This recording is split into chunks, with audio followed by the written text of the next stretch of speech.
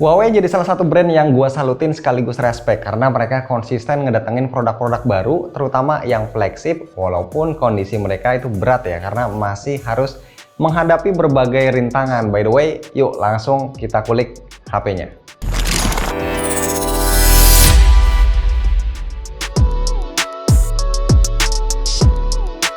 Kalau kalian nyari HP Android yang build quality-nya itu paling mewah, paling solid, paling super lah pokoknya, rekomendasi gua nggak jauh-jauh dari Huawei ya. Asli, Pak, Bu, Om, Tante, Mate 40 Pro ini bisa ngerepresentasiin kemewahan sebuah HP Android. Sudut demi sudut, sisi demi sisi dari HP ini terasa begitu presisi, lekukan-lekukannya itu cantik, dan Huawei masih konsisten dengan layar melengkung yang ekstrim banget. Mate 40 Pro sendiri adalah HP yang gede ya, dengan layar 6,7 inci. Gue cukup kesusahan ketika coba ngoperasiin pakai satu tangan. Panjang bodi yang nyampe 16,3 cm, ketebalan 9,1 mm, dan berat 212 gram ini sukses ngasih feel yang solid banget, mantap banget pas dipegang. Pilihan-pilihan warnanya juga ya gue ngeliatnya ini menarik ya, dari yang ada warna dewasa, ada warna netral, sampai ke anak muda yang funky. Cuma harus gue akuin, gue nggak nyaman pakai HP ini tanpa casing karena licin banget. You know lah, beauty is pain. Yang cantik-cantik itu biasanya emang suka nyusahin, makanya gue saranin cari yang biasa-biasa aja, jangan terlalu cantik, yang penting soleha. Lah, kok jadi ke situ nyambungnya? Tapi soal licin ini nggak jadi masalah karena dikasih case yang mantep. Ada hal yang tetap dipertahanin dan ada juga yang baru dari sebuah desain Mate 40 Pro. Yang dipertahanin antara lain ada double punch hole, ada layar lengkung yang tadi udah gue sebutin, slot kartu nano memori, IP rating 68, sama infrared. Sedangkan hal yang baru itu mulai dari tombol volume fisik dan juga dua grill speaker alias stereo speaker. Yes, ini yang udah kita tunggu-tunggu selama ini. Finally Huawei, kemarin-kemarin kemana aja? Segitu susahkah ngasih speaker stereo? Tebakan gua meleset, walaupun megang status HP flagship, walaupun baru banget rilis di akhir tahun 2020 ini, ternyata Mate 40 Pro masih pakai Android 10 yang dibalut MIUI 11. Emang cukup disayangkan ya ketika sebuah HP flagship yang segini powerful, segini mewahnya masih belum bisa nyicip Android 11. Tapi ya itulah faktanya, keadaan memaksa Huawei untuk masih harus bersabar soal OS Android.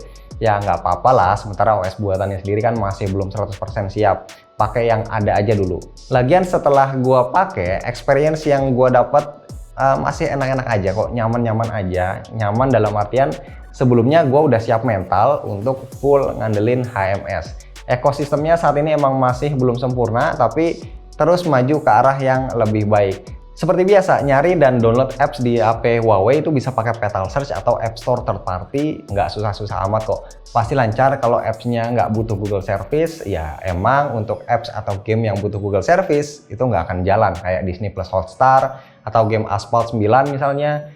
Ya buat yang demen custom tampilan UI, ternyata sekarang pilihan kosmetiknya lebih banyak. Kayak tema, font, atau icon pack, ada yang gratis, ada juga yang harus bayar, tapi harganya relatif murah.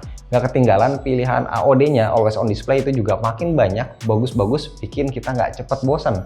Kadang gue juga suka ngerasa kurang nyaman pas buka apps tertentu, karena layarnya ini kelewat melengkung, misalnya pas main Clash Royale. Nah, kita bisa matiin efek lengkungannya dari menu Display Edge, jadinya tampilannya nggak terlalu tumpah-tumpah banget ya sampai ke pinggir layarnya lagi. Jangan lupa MIUI 11 juga ngasih fitur masa depan yang gua sebutnya ini gimmick, karena pada kenyataannya ini bakal jarang banget dipakai, yaitu air gesture. Tapi buat kalian yang ya mungkin ada obsesi pengen jadi tukang sulap, ya bolehlah dicoba fiturnya.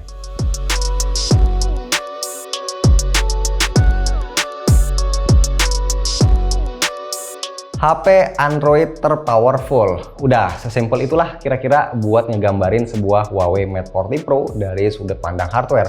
Beberapa benchmark udah ngebuktiin kalau Kirin 9000 di HP ini tuh sanggup ngebunuh Snapdragon 865 Plus atau bahkan Apple A14 Bionic. Tapi memang itu berlaku ketika kita bicara angka. Di atas kertas, teknologi 5 nanometer yang dibawa Kirin 9000 emang ngeri banget. Bahkan chipset ini punya satu core yang speednya ini udah bisa sampai 3 GHz, bukan lagi kisaran 2 GHz.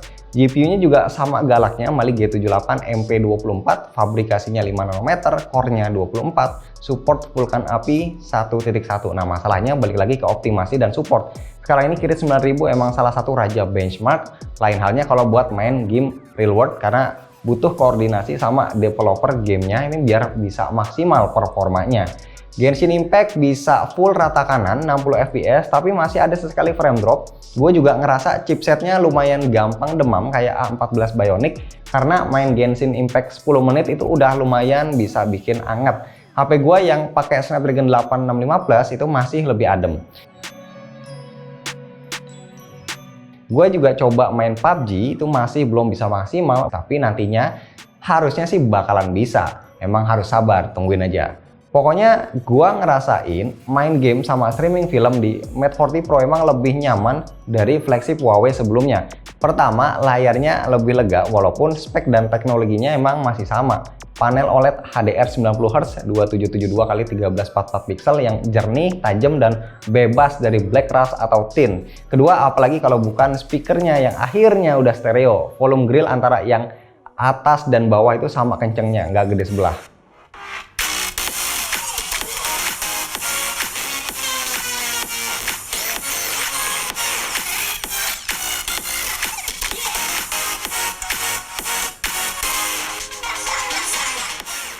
Kalau nggak salah, Mate 40 Pro yang masuk Indonesia itu kapasitasnya 8256, RAM-nya udah LPDDR5, storage-nya juga udah UFS 3.1, dijamin kenceng. Kalau baterainya ini masih jalan di tempat ya, masih 4400 mAh, belum nyampe 5000. Ketahanannya khas flagship Huawei, artinya cukup bisa diandelin. Gue pakai resolusi dan refresh rate yang paling tinggi, baterainya selalu bisa nyampe malam. Dan biasanya gue baru akan ngecas itu pas pagi sambil mandi pakai casan 66 watt. Baterainya udah penuh ketika gue udah kelar mandi dan boker. FYI, gue juga coba ngecas pakai casan quick charge lain, salah satunya punyanya Samsung, ternyata bisa. Gak ketinggalan, gue juga cobain kecepatan sensor biometriknya, ada fingerprint under display sama 3D face unlock. Seperti yang udah gue duga, akurasi dan kecepatannya itu salah satu yang terbaik di kalangan smartphone Android.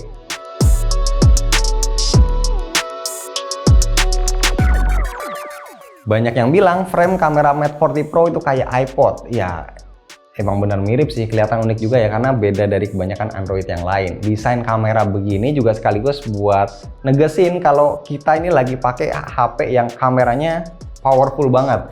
Kamera Mate 40 Pro dipastikan ada bumpnya tapi nggak ekstrim alias masih dalam batas wajar. Mate 40 Pro juga berhasil jadi raja DxOMark walaupun gua secara personal itu nggak peduli ya sama skor DxOMark. Terlepas dari angka DxOMark, gua harus mengakui kalau kamera Mate 40 Pro emang sepowerful yang gua kira, bahkan ketika gua nggak aktifin AI sekalipun. Huawei selalu konsisten bisa ngasih peningkatan untuk kamera HP flagshipnya.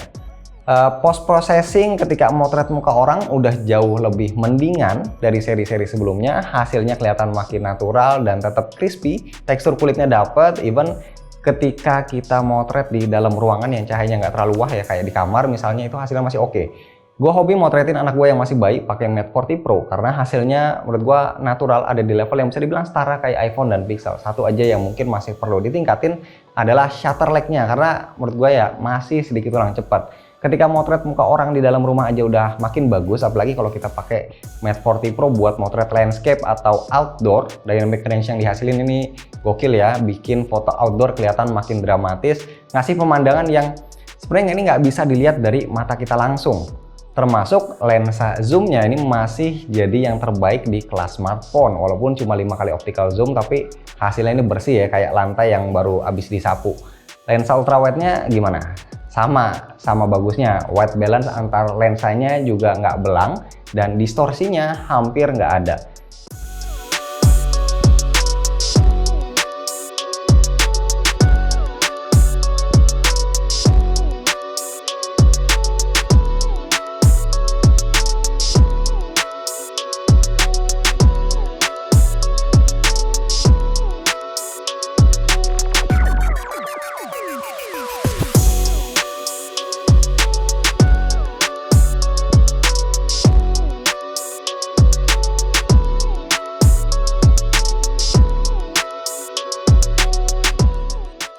By the way, ada penurunan yang bakal kita rasain ketika ngerekam video dibanding Mate 30 Pro. Super slow-mo di Mate 40 Pro ini cuma bisa sampai 3840 di 720p. Slow-mo 960 fps-nya juga mentok di 720p, nggak bisa Full HD.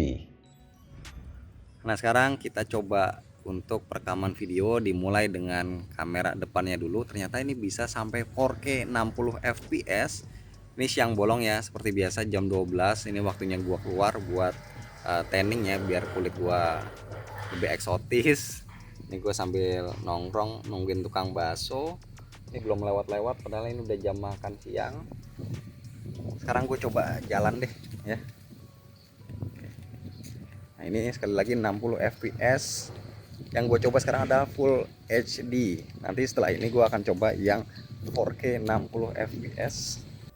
Gila panas banget. Nah, ini yang 4K 60 fps. Kayak gini hasil rekamannya. Ngomong-ngomong, untuk ngerekam dengan kamera depan, ini juga bisa diatur ya level zoomnya.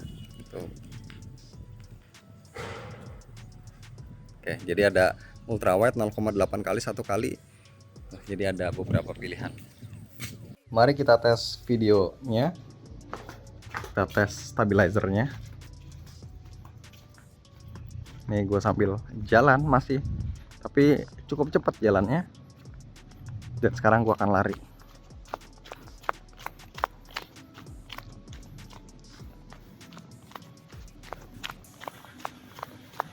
Kalau yang sekarang ini adalah hasil rekaman dengan kamera belakang 4K 60 fps.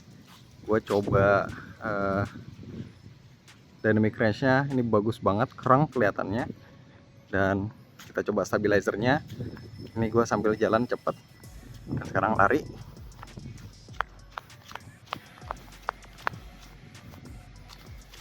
Di 4K 60 fps.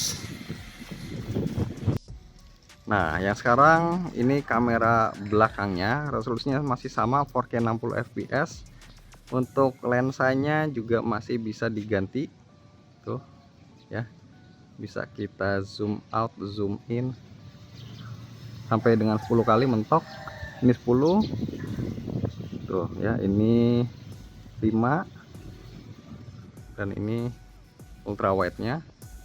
Lewat Mate 40 Pro, Huawei sekali lagi ngebuktiin kalau mereka bisa bikin HP Android premium kelas atas dengan kamera yang sakti. Bahkan Huawei juga udah bisa ngebuktiin kalau mereka pun bisa bikin chipset monster. Gue rasa HP ini bakal nggak terbendung seandainya bisa running GMS. Tapi sekalipun cuma ngandelin HMS, Mate 40 Pro tetap bisa jadi flagship Android yang menarik, terutama buat mereka yang pengen kelihatan jago motret sekalipun skillnya pas-pasan, atau pastinya buat para fanboy Huawei. Buat gua dong, Bro. Belum cukup, belum pantas.